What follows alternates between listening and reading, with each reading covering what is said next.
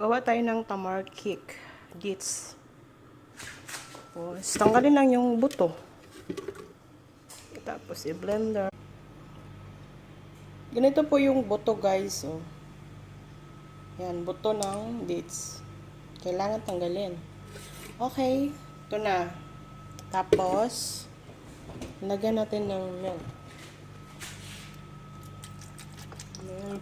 Milk.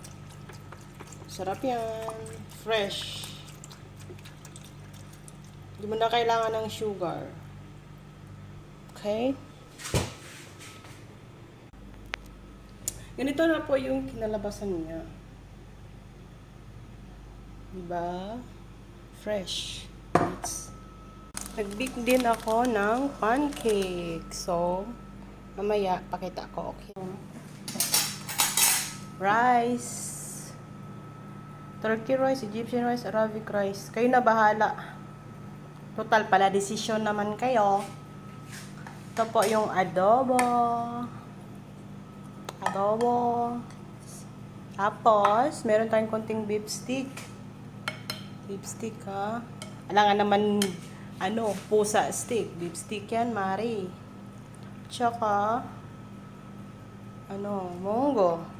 Tapos, ito, favorite. Salad na may mayonnaise. Tsaka, ito po yung kanina binilender ko na tamar, dates. Tapos, sabihin namin, may nagda-diet. So, marami po kami yung pambili ng ulam dahil wag kang pala desisyon.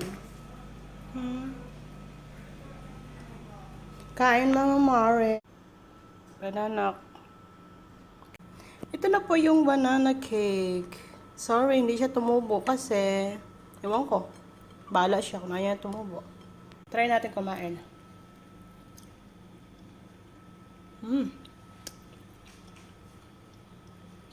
Ang sarap.